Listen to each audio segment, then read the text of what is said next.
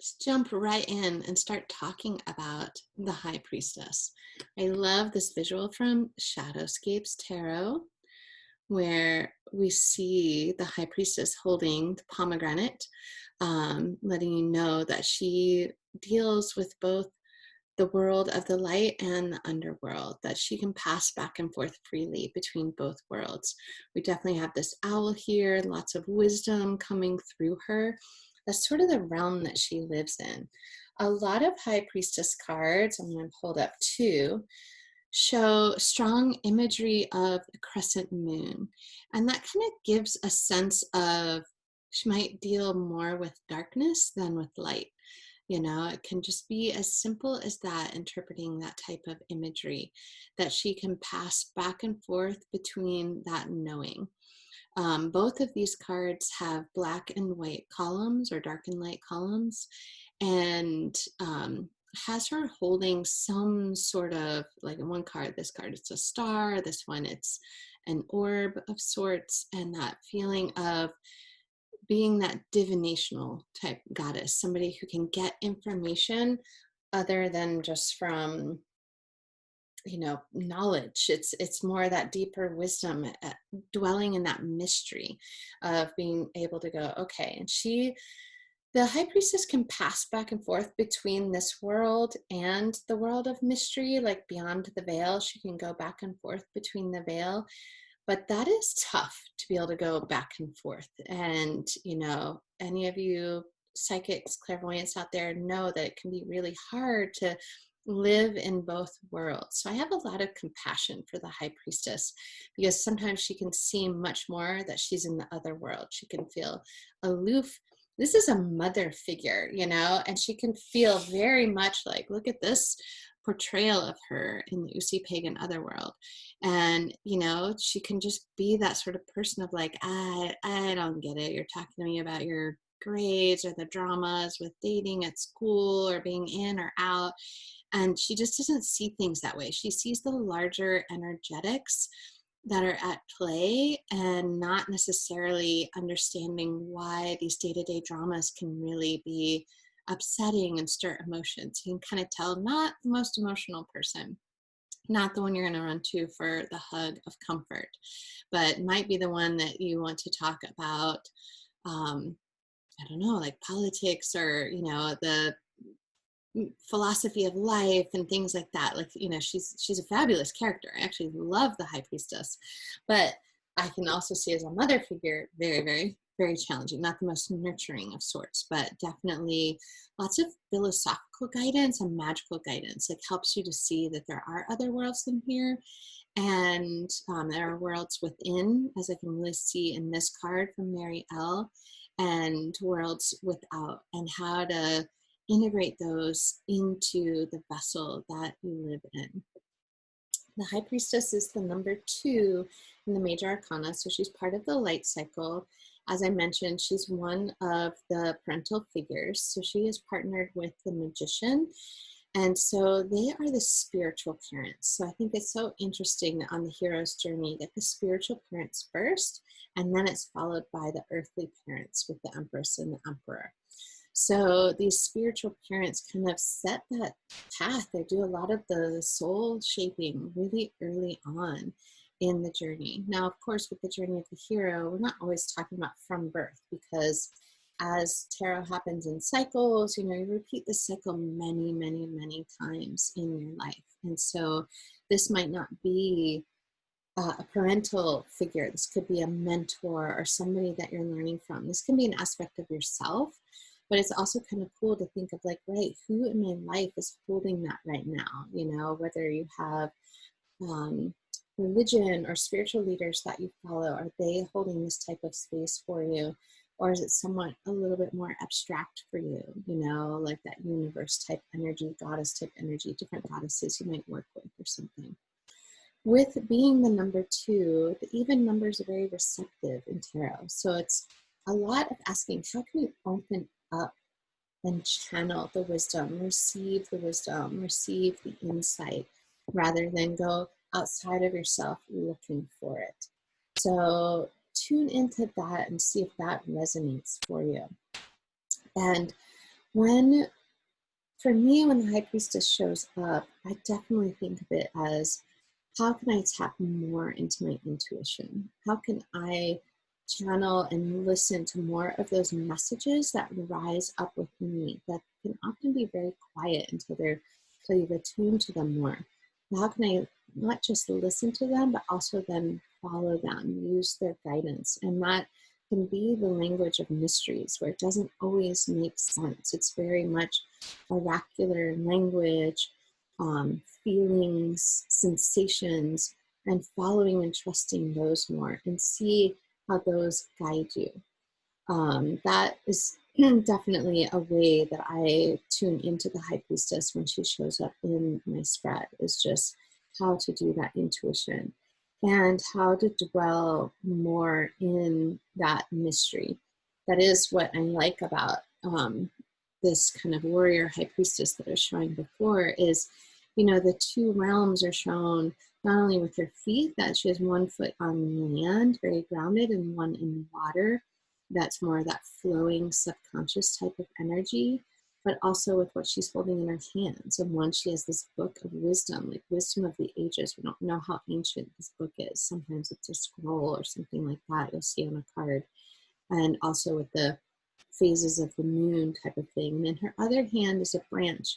To me, this looks like a pomegranate type branch, like I'm borrowing from the idea of that Shadowscapes Tarot, but that other type of energy that just connects to nature and the seasons. It does always make me think of the story of Persephone, in series, that Persephone goes into the underworld for part of the day, not part of the day, although we can experience it on a day-to-day basis, but for part of the year, for this half the year in the seasons, and then returns to the surface of the earth. And so that can be a little bit of the cycles of the High Priestess, is that kind of withdrawing or participating in these different types of worlds.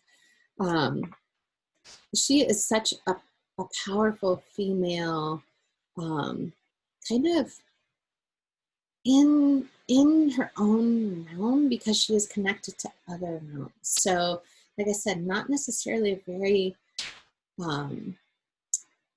social or connected type of person, much more like that inner world, getting other messages, connecting. But then, for me, when I interact with somebody who has a lot of High Priestess energy, I love that, because when they speak, it's just like, oh my gosh, the messages are so intriguing, different types of language. It helps to open me up to going, oh, right, I've gotten a little too mundane and maybe not enough mystical and philosophical and intuitive. So that can just be beautiful energy. When the card shows up, I might connect with somebody like that as well. It's in my realm if I'm not feeling that energy myself, or don't know how to channel that energy myself. For the High Priestess card, when I think of the Empress, if I want more Empress energy, it's very earthy. So I might do like a rooting meditation and then tap into and awaken my own creativity from the earth and kind of let that rise up. With the High Priestess, I do more of a connecting with the celestial type of energy and bringing that in. So that can be, for me, a slightly more ungrounded type of energy, where it feels a little bit floaty. And like I said, sometimes a little bit disconnected. We're not like jiving with what's going on in the regular, quote unquote, regular muggle world. But that can be such a beautiful thing. Like maybe it's for writing or for planning out, visioning for a year of classes and teachings, or just channeling ideas for yourself and journaling or whatever it is. So you can also maybe restructure your day around that type of energy of going like, yes, this might be a retreat day, a day spent with women, in some sort of circle, something like that. So tune into what High Priestess energy means for you when it shows up in the spread, and especially as it relates to a question that you've asked. It might just be as simple as tune into your own intuition and use that guidance. Or there might be someone in your life who can help do that, but open to receiving those types of messages from those little bit quieter places. not as nurturing, but so eye-opening, of going like, oh yeah, we've been repeating these cycles of humanity for thousands of years. I mean, right now we have a comet that we can see Neowise that hasn't been seen for 6,800 years. I don't know about you, but I was on Google, like Googling what was going on 6,800 years ago, what was going on in, 4,500 BC, and to understand, like, right, like kind of channel some of that energy. Like, as much as we feel like things have been the same, they have changed and evolved, and we want to kind of connect with that and feel like it does matter. There are wisdom from those times, and even way further back times than that. There's wisdom from the celestial energies, wisdom from our own bodies, and that intuition. So I love tapping into that ethereal stuff sometimes. It's not, I know many people that they live in that realm. I am a bit more grounded than that, because I could spin off and just be floating in that energy all of the time. This is, I would say, in some interesting ways, more like the mother energy that I grew up with, because she was a little bit more cool and aloof. And I don't know if she was living on other planes. Like, we never were able to communicate and connect on that level of getting that full understanding from each other. But as I've learned about the different types of feminine energetics and archetypes in the tarot, it's kind of awakened me to tune into not only how I can embody each of those energetics myself, but see that in other people around me. And as I've said in other videos, it doesn't have to be see that in other women. I can see that just in other people, and see that energetic come alive at different times. So tune into that. See what High Priestess energy means to you out in the world.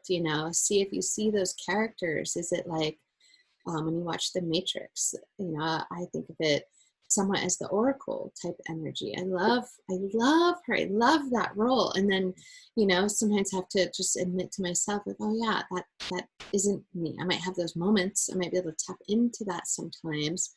Do that more with like a tarot reading, or when I'm coaching with someone, but it may not always live in that space, where some people do live in that space all the time. And it's not a judgment, but it's letting us know those energetics are available. They're available to you. You can open up to that.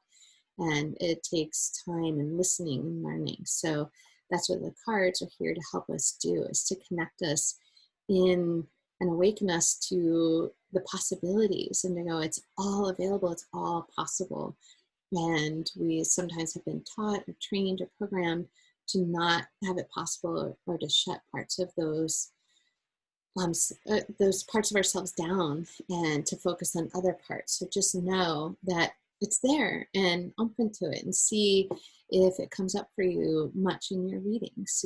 That's why I love doing a tracking sheet of all of my readings too, so I can see, was there a lot of that type of connection, or the cards telling me I need more of that, or not. So it's very interesting. As you can see, I love tarot. Thanks for listening in for this little ramble. Hope you enjoyed this message about the High Priestess. Drop any comments below. Give a thumbs up if you liked this video. It helps them to get seen more, and to share the love. And let me know if you want me to record videos about any other topics. You can also drop that below.